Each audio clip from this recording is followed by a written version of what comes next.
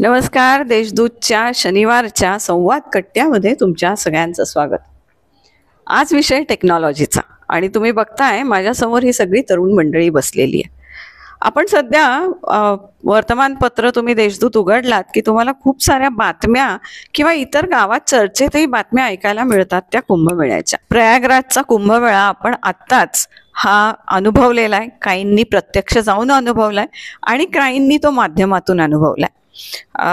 अजूनही ओघ प्रयागराजकडे जाण्याचा लोकांचा आपल्याला दिसतोय. शाही स्नानं संपली असली तरी सुद्धा लोक आस्थेने तिथे पोचतायत. या सगळ्या पार्श्वभूमीवर आपल्याकडे 2 वर्षांनी येणारा नाशिकचा सिंहस्थ कुंभमेळा आणि याची सुरू असलेली चर्चा, मग ती प्रशासकीय पातळीवर असो, राजकीय पातळीवर असो किंवा तुमच्या माझ्या नागरिकांच्या पातळीवर असो किंवा भाविकांच्या पातळीवर असो, ही खूप चाललेली आहे. याच कुंभमेळ्याला घेऊन, नाशिकच्या सिंहस्थ कुंभमेळ्याला घेऊन आपल्या नाशिकची जी तरुण पिढी आहे, जे तरुण नाशिककर आहेत की जे या नवीन युगाचे प्रतिनिधी आहेत, एका टेक्नॉलॉजिकल युगाचे प्रतिनिधी आहेत, ते या कुंभमेळ्याकडे कसे बघतायत, ते काय योगदान देऊ पाहतायत, ह्याची चर्चा आपण त्यांच्याशी करणार आहोत. माझ्याबरोबर आज के वाघ कॉलेजच्या आर्टिफिशियल इंटेलिजन्स या डिपार्टमेंटचे हे सगळे विद्यार्थी आलेले आहेत. कृत्रिम बुद्धिमत्ता यामध्ये ते कार्यरत आहेत, ते अभ्यास करतायत आणि काही रिसर्च पण करतायत. आपण त्यांच्याकडनं जाणून घेऊयात की ते या कुंभमेळ्याकडे कसं बघतायत, ते काय योगदान देऊ इच्छित आहेत. पहिले तर स्वागत आहे तुमच्या सगळ्यांचं या कट्ट्यामध्ये आणि मी तुम्हालाच विनंती करेल की तुम्ही आपली आपली ओळख करून द्या. तर माझं नाव अंजस वैद्य आहे. मी के वाघमध्ये 3rd इयरला आहे AIDSला. नमस्कार, मी कुंदन सूर्यवंशी आणि मी सुद्धा 3rd इयर स्टुडंट आहे के वाघ इन्स्टिट्यूट ऑफ इंजिनिअरिंग एज्युकेशनमध्ये artificial intelligence and data science या डिपार्टमेंटमध्ये. नमस्कार, माझं नाव हर्षिता गांधी. मी एक 2nd year student computer engineering department K Wagh Nashik. नमस्कार, माझं नाव गायत्री निलेश दुसे. मी पण के वाघ इंजिनिअरिंग एज्युकेशन इन्स्टिट्यूटमध्ये आहे, 2nd year computer engineering. Good. आता हे सगळे तंत्रज्ञान या विषयाशी निगडीत आहेत, सगळे होणारे इंजिनियर्स आहेत आणि तुम्ही नाशिककर पण आहात. अंजस, तू नाशिकचाच आहेस? थोडा लेट शिफ्ट झाला. ओके, पण नाशिकचा कुंभमेळा तुला प्रचलित आहे? येस, नाशिकचा कुंभमेळा सगळीकडे प्रचलित. मी प्रॉपर जळगावचा आहे, बट गेल्या 3 वर्षांपासून नाशिकचाच स्थायिक आहे. पण नाशिकच्या कुंभमेळ्याची चर्चा ही माहिती आहे नाशिकच्या? नक्की, हो मॅम, अगदीच माहिती आहे. खूप जास्त एक्साइटमेंट पण आहे ॲज अ युथ की आपल्याकडून आपण काय कॉन्ट्रीब्युशन करू शकू अपकमिंग, म्हणजे जो पुढे येणारे कुंभमेळा त्यासाठी. बरोबर. गायत्री, तू नाशिकची आहेस आणि तू नाशिकचा एक कुंभमेळा बघितलायस, कदाचित छोटीशी असशील. हो. काय आठवतंय त्या कुंभमेळ्याचं? मला आठवतंय मी 3री-4थीला असेल तेव्हा नाशिकमध्ये कुंभमेळा होता आणि म्हणजे आम्हाला स्कूलमध्ये असं सुट्टी सांगितलेली की तुम्हाला आता सुट्टी असेल का, आता म्हणे कुंभमेळा आहे. म्हणजे क्युरियोसिटी होती पण घरच्यांनी अलाउ नाही केलं की बाहेर पडायला. हा, पण आता या कुंभमेळ्याकडे बघायचा दृष्टिकोन बदललाय, नाही का? हो. आता काय वाटतंय? आता असं की तेव्हा जे सांगितलं होतं की बाहेर नाही पडायचं, मग आता कळतं की का बाहेर नाही पडायचं. तर कारण होते की गर्दी असते, क्राऊड हा खूप मोठा फॅक्टर आहे. म्हणजे कुठली एक इव्हेंट असतो तर तिथे गर्दीही असते. आता महाकुंभ पण पाहिला उज्जैनचा, गर्दीही प्रचंड होती. सेम तसंच नाशिकला पण असणार आहे. मग आता ती गर्दी मॅनेज कशी करायची, हा आमच्याकडनं एक नाही सोल्युशन काइंड ऑफ. क्या बात आहे. म्हणजे ज्या कारणासाठी गायत्रीला घरातून 3री-4थीत असताना बाहेर पडू दिलं नाही, त्याच कारणावर सोल्युशन कसं काढायचं याचा विचार आता ती या कुंभमेळ्यात करते. बहुत खूप. अजस, काय बघताय तुम्ही या कुंभमेळ्याकडे? काय संधी आहे, अपॉर्च्युनिटी काय आहे? कुंभमेळ्याकडे यावेळेस तर आम्ही एकदम टेक्नॉलॉजिकल नजरेने पाहतोय, कारण की जशी टेक्नॉलॉजिकल ॲडव्हान्समेंट वाढत आहे तसं त्याचं ॲप्लिकेशन आणि लोकांना देता येणाऱ्या सुविधा त्या पण याच्यात वाढून राहिल्या आहे आणि प्रॉब्लेम्स पण इव्हॉल्व्ह होत आहेत. तसं आम्हाला टेक्नॉलॉजिकली अडॅप्ट करणं त्याला गरजेचं आहे. सो आमचं हे काम आहे की लोकांना जास्तीत जास्त सुविधा कॉम्पॅक्ट आणि कमीत कमी टेक्नॉलॉजीचा जास्तीत जास्त वापर करून किती नीट देता येतील याच्यावर आमचा यावेळेस फोकस आहे. डेफिनेटली. कुंदन, मला असं सांग की जसा आता हा म्हणाला की एक अपॉर्च्युनिटी आहे आणि आपण त्याच्यात टेक्नॉलॉजी वापर करू शकतो. आपण आज बघतोय की आपल्या एकंदरीत आयुष्यात टेक्नॉलॉजीचा वापर खूप वाढलेला आहे. हळूहळू प्रत्येक आयुष्याच्या प्रत्येक आयामामध्ये आपल्याला ही टेक्नॉलॉजी दिसते. मग अशा वेळेस कुंभमेळ्याकडे बघताना तुझ्यासारखे तरुण की जे इंजिनिअरिंगचे रिसर्चर्स आहेत, स्टुडंट्स आहेत, ते कसे बघतायत? कुंभमेळ्याचा जेव्हा केव्हा विचार येतो डोक्यामध्ये की एक धार्मिक सद्भावना जी आपली असते ती सर्वात पहिली येते. आपला आई वडिलांना, आपल्या आजी आजोबांना त्याचा आपल्याला अनुभव कसा देता येईल याच दृष्टीने आपण बघत असतो. आणि ॲज अ यंग यूथ माझा हा अप्रोच असतो की आता आम्ही तेवढे रिस्पॉन्सिबल बनलेले आहोत की आम्हाला आमच्या आईवडिलांना किंवा आजीबाबांना त्या प्रकारच्या सुविधा कशा प्रोव्हाइड करता येतील. आधीच्या काळामध्ये जेव्हा टेक्नॉलॉजीचा तितका वापर नव्हता त्या काळामध्ये म्हणजे कम्युनिकेशन असो एकमेकांसोबत किंवा आपल्या परिवाराची काळजी घेणं हे थोडंफार कठीण होऊन जायचं. बिकॉज एवढ्या सर्व गर्दीमध्ये जसं की मॅडमांनी पॉईंट बोलला की खूप सारी गर्दी असते आणि त्या क्राऊडमध्ये फॅमिलीला मॅनेज करणं कुठेतरी सर्वात चॅलेंजिंग होऊन जातं. मग या जे पुढे येणारा कुंभमेळा आहे आमचं त्यावर सोल्युशन असंच असणार आहे किंवा त्याच दृष्टीने आम्ही संशोधन करत आहोत की परिवाराचा एक धार्मिक अनुभव आम्ही कशा प्रकारे वाढवू शकू. चांगला अनुभव हा चांगला सगळ्यांना अनुभव. कसा मिळू शकेल. बिलकुल. निश्चितच Yes. परिवार हा जर का सेंट्रल फोकस ठेवला तरी अर्थात असे अनेक परिवार आहेत की ज्यांच्यासाठी हा सुखकर अनुभव आपल्याला करता येऊ शकतो. Yes. हर्षिता, तुला काय संधी दिसतीये या कुंभमेळ्यात? तुला काय काम करायचंय? ॲक्च्युली हा कुंभमेळा 2027मध्ये जो आपल्या नाशिकमध्ये होणार आहे ही नक्कीच एक खूप मोठी अपॉर्च्युनिटी आहे की आपण काहीतरी सोसायटीला आपल्याकडून काहीतरी देऊ शकतो ज्याने की सामाजिक लोकांना त्याचं काहीतरी बेनिफिट होईल आणि त्यांचं नक्कीच जो कुंभमेळ्याचा जो अनुभव असेल तो आपण सुरक्षित आणि एकदम छान आपण त्यांचं बनवू शकू. खूप छान म्हणालीस की हा अनुभव सुरक्षित असू शकेल. कारण की कुंभमेळ्यात जसंही म्हणाली की काळजी कशाची असते की गर्दी, आणि जिथं खूप गर्दी, अनियंत्रित गर्दी झाली तर तिथे थोडीशी असुरक्षित भावनाही तयार होऊ शकते. याचंही म्हणणं तेच आहे की आपल्या परिवाराला एक चांगला अनुभव देणं म्हणजे तुम्ही जे सगळं बघताय ते एक सुखकर अनुभव सगळ्यांना या कुंभमेळ्याचा कसा मिळू शकेल याच्याकडे. आता आपण येऊयात की तुम्ही जे काय प्रयोग करताय, तुम्ही जे काय संशोधन करताय तर ते कसं पुढे नेलं? तुम्ही हॅकेथॉन्समध्ये कसे भाग घेतले आणि कुठल्या लेवलला गेलात? गायत्री. आम्ही म्हणजे आत्ता मागच्या वर्षीची गोष्ट आहे, 2024मध्ये स्मार्ट इंडिया हॅकेथॉन होती. तर त्याच्यासाठी आम्हाला एक प्रॉब्लेम स्टेटमेंट म्हणजे एक क्वेश्चन दिलेला की तुम्हाला भारताचं जे हेरिटेज आहे, कल्चर आहे, त्याला तुम्हाला पुढे कसं नेता येईल किंवा त्याला शोकेस कसं करता येईल. So what we have done, आपण नाशिकचे आहेत. नाशिकमध्ये सगळ्यात मोठा इव्हेंट होतो तो म्हणजे कुंभमेळा. तर मग आपण म्हटलं की आपण नाशिकचे, आपण आपल्या सोसायटीला आपण ज्या जागेवरून जातोय त्याला रिप्रेझेंट करूया, म्हणून आम्ही आमचा सेंटर ऑफ फोकस ठेवला तो कुंभमेळा. मग आता कुंभमेळा म्हटला तर मग म्हणजे खूप मोठा इव्हेंट आहे, खूप कल्चरल आहे, म्हणजे धार्मिक रिलेटेबल आहेच. पण मग आता आपल्याला याला नॅशनल लेवलला प्लेस करायचं तर आपल्याला त्याचे प्रॉब्लेम्स आणि त्याचे सोल्युशन दोघं प्रेझेंट करावे लागतील. सो मग आम्ही काही असे प्रॉब्लेम्स लिस्ट डाऊन केलेले. तर पहिला होता गर्दीवालाच. मग आता जिथे क्राऊड आहे, गर्दी आहे, तर त्याच्यासाठी काहीतरी सोल्युशन पाहिजे. प्रयागराजच्या कुंभमेळ्यात आपण जसं बघितलं की एक हे झालं होतं, स्टॅम्पीड झाली होती की तिथे काहीतरी वाटतं कुठली तरी एक न्यूज पसरली आणि त्याच्यामुळे खूप सारी भगदड म्हणजे पळापळी झाली, चेंगराचेंगरी झाली आणि त्या चेंगराचेंगरीमध्ये बऱ्याच लोकांना विनाकारण मृत्युमुखी पडावा लागला, बरेच जीव गेलेत. मग आता आपण तीच दुःखद घटना इथे परत नको व्हायला, रिपिटेशन नको व्हायला म्हणून काय करू शकतो त्याच्यासाठी आम्ही बरेच असे सोल्युशन्स काढले. काही आम्ही स्वतः क्रॉसकट करत गेलो की हे नाही होणार, नाही शक्य आहे. मग अशा करता करता आम्ही पोहोचलो एका कन्क्लुजन. हर्षिता, आता याच्यावर सोल्युशन्स काढायचे आणि ते सुद्धा टेक्नॉलॉजीनी, तर मग तो विचार कसा तुम्ही केला की काय ऍप्लिकेशन्स करू शकतो आपण इथे?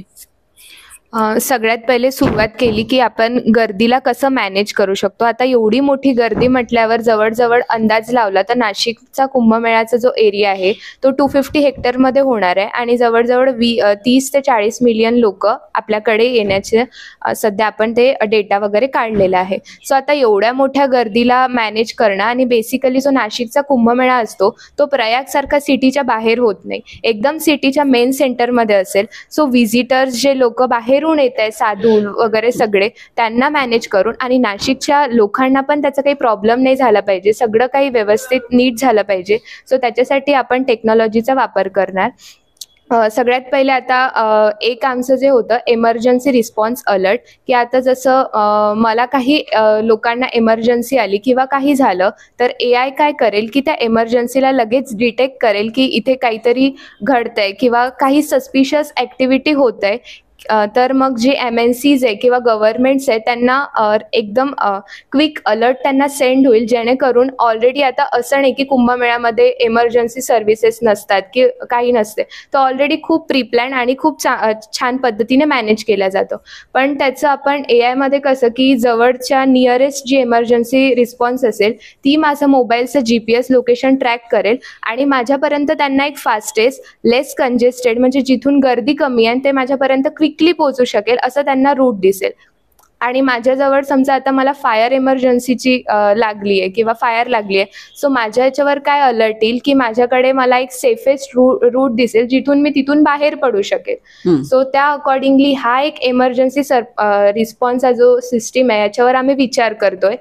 हा प्रॉब्लेम मोस्टली आम्हाला आता प्रयागमधून मिळाला, कारण की तिथे गॅस सिलेंडरचा जो एक्सप्लोडेड झाला होता तर लोकांनी तिकडे खूप त्याला मोस्ट पॅनिक सिच्युएशन बनवून टाकलं. मग तिथे स्टॅम्पेडीज झाला, लोकांनी म्हणजे खूप गर्दी केली शाही स्नानमध्ये हे करायसाठी, त्यामुळे लोकांना कळलंच नाही झोपेत काय होतंय किंवा काय नाही. जर त्यांच्याकडे ही एमर्जन्सी अलर्ट सिस्टीम असती तर नक्कीच ते त्यांचा जीव वाचू शकतो. म्हणजे ती सिच्युएशन बघून ती अलर्ट सिस्टीम आपणे आप ऑन होणार. Yes, definitely. वाव, बढिया. तुम्ही काय प्रोजेक्ट करताय दोघं जण? आमचा प्रोजेक्ट हा, जसं की मी आधी बोललो की फॅमिलीला कनेक्ट कसं ठेवू शकेल एवढ्या मोठ्या गॅदरिंगमध्ये.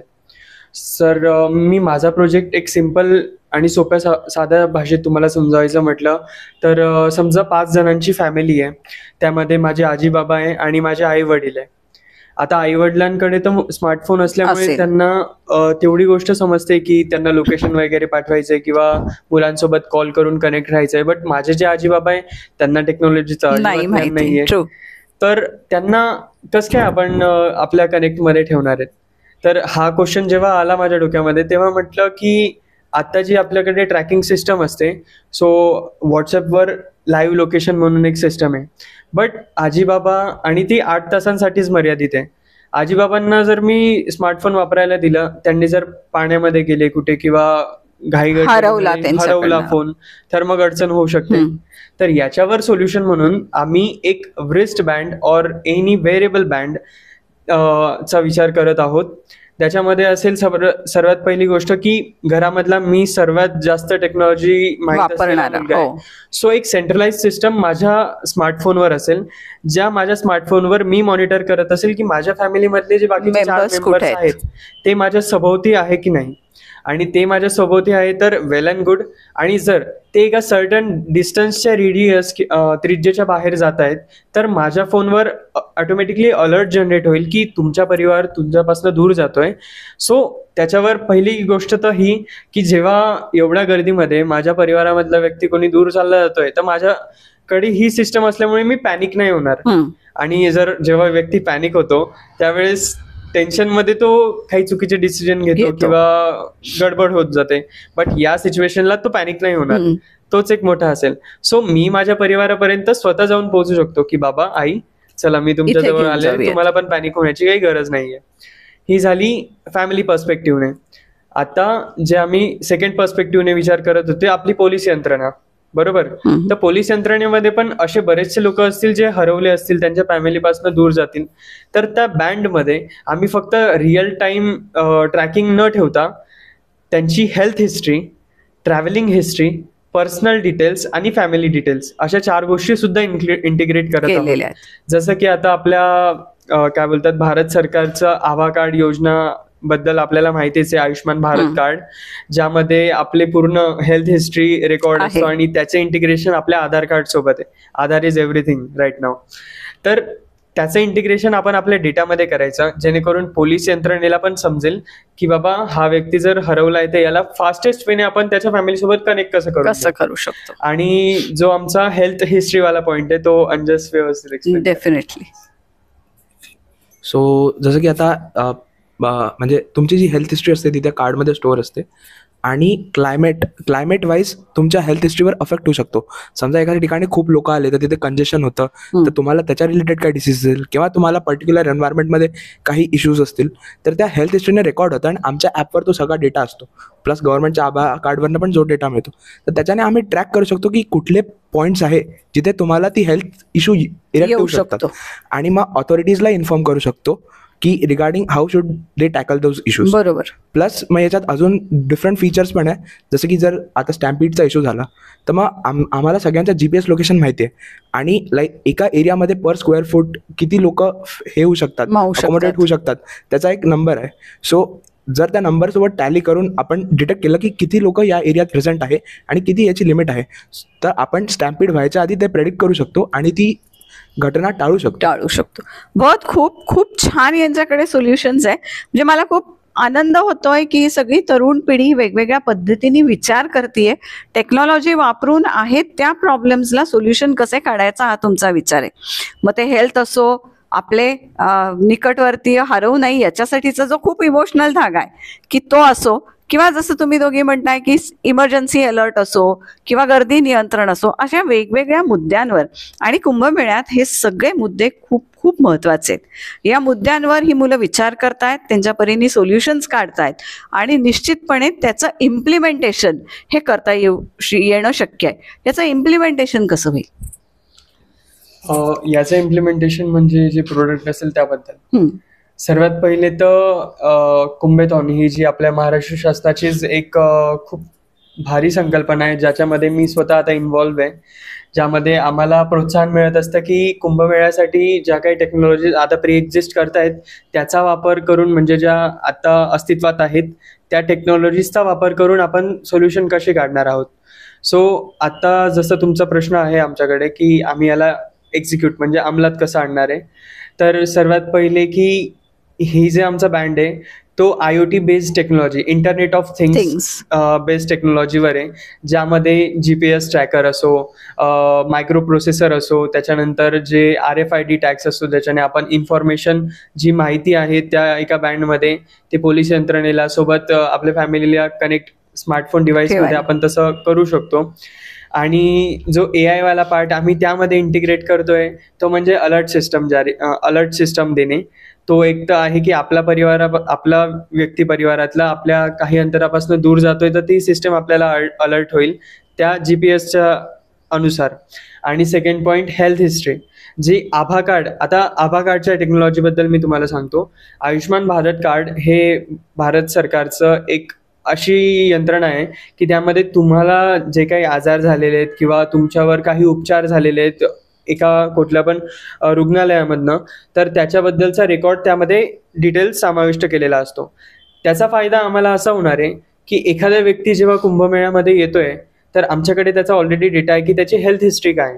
जर अनकॉन्शियसपणे की तो चक्कर येऊन पडलेला आहे किंवा त्याची तब्येत खराब आहे, सो आम्ही त्याच्या इन्फॉर्मेशनमधनं डिटेक्ट करू शकू, प्रिडिक्ट करू शकू की याच्यावर आपल्याला काय उपाय करायचे. म्हणजे जी काही ट्रीटमेंट प्रोसेस असणार आहे ती आम्ही शॉर्ट करतोय, जेणेकरून जो उपाय त्याच्यावर करू तो फास्ट होईल आणि त्याचं जे काही त्याला आजार झालेला किंवा हिस्ट्रीनुसार, म्हणजे AI याच गोष्टीवर वर्क करत असतं की जो प्री एक्झिस्टिंग डेटा आहे, जो अस्तित्वात असलेला डेटा आहे त्याचा वापर करून फ्युचरमध्ये prediction how to take steps, पुढच्या स्टेप्स कशा घेता येऊ शकतात. हेल्थ मॉनिटरिंग मध्ये आम्ही त्याचा वापर करतोय.